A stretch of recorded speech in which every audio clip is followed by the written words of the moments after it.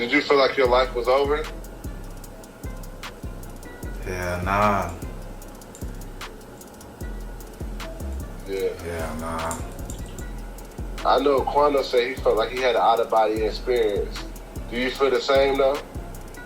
We all know by now that Durk is down to send messages all over social media. If you're out there rapping and making noise, you about to get a shout out by Durk at some point in your career, so it's no surprise then that he got something to say about the recent interview that Lil Tim was on, especially since Lil Tim spoke about the infamous incident that took place back on November 6, 2020. That's right, we're talking about the incident in which King Von lost his life. Immediately after Von's homie Lil Durk saw that Lil Tim had to say about that scary night in Atlanta, Lil Durk sent a message to Tim, letting him know what's up. So what did Lil Tim say that made Durk send shots towards him? Unless you know a bit more about what took place between Tim and Von on that night, this story simply won't add up. So let's take you back to the night it all went down back in 2020. It all started with King Von and his gang leaving the celebration party they had at a club named Opium in downtown Atlanta. Von dropped his album Welcome to O Block just a week before, and he invited all his day ones to the celebration. By the way, Lil Durk was featured on the album twice, and both of the songs in which he and Von rapped together were a major success. After they left for another club, they pulled up in front of a place called Monaco Hookah Lounge, and that's when things went south. Everybody was waiting for King Von to leave his car and proceed to the club, but Von was taking more time than usual. According to his manager, Jameson Francois, aka Track, who was with him the whole time, Von was feeling unusual at that time, and he wasn't acting like his usual self. Couple moments later, some guys who were close to Von and who were in the car with him told Von they saw a certain somebody in the car sleeping. That somebody was Quando Rondo. That's what the folks at the Breakfast Club told us, and it's what Quando himself said in the interview he did with Angela Yee. Friends actually went in the club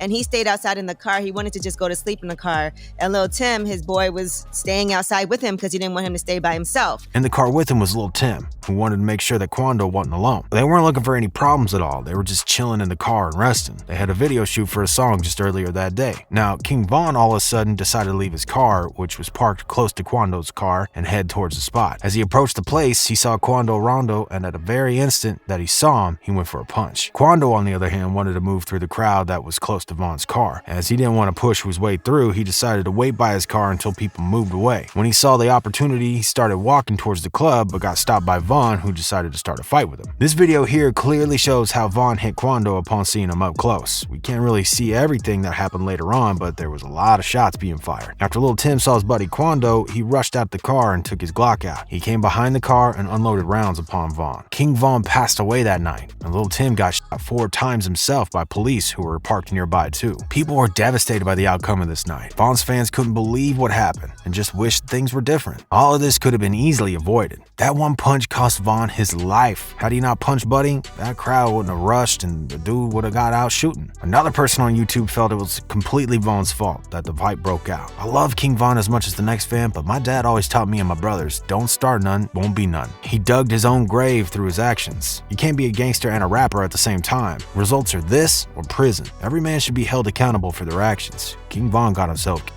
Now, Quando Rondo made himself pretty clear about not only his, but the whole NBA label's relationship with both King Von and Lil Durk. They were tight. Nothing ever got between Quando and Von. In fact, Quando did a couple of songs with Durk, who was Von's day one. So what happened? Rondo was completely confused about what went down that night. He's not expecting shit to go down like that, not even a single bit. Just listen to what he had to say in this interview with Angela.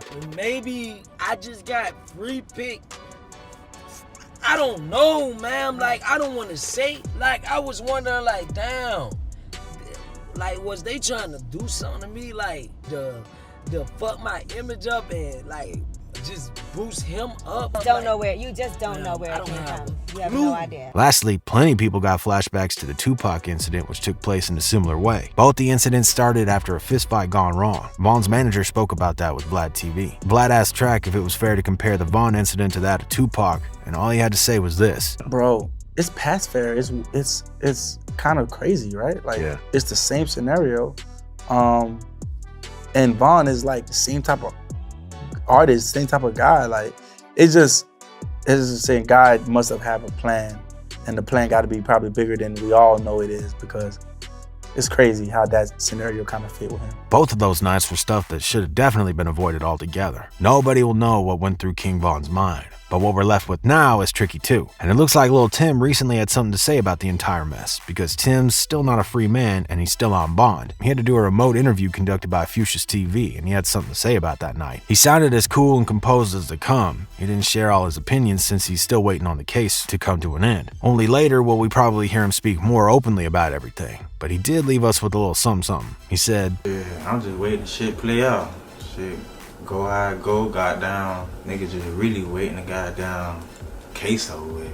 Then, when the interviewer asked him about his decision to get out the car and go after Vaughn, he wanted to know if it was the decision made in a split second or something else. Lil Tim replied that he was. He said, Yeah, point blank, people pick and choose, cause shit, no matter where you at, like, no matter any part of the world, somebody gonna do a goddamn, like, anywhere in the United States, anywhere, any country, on the earth, a nigga would've wanted their partner to be their phone.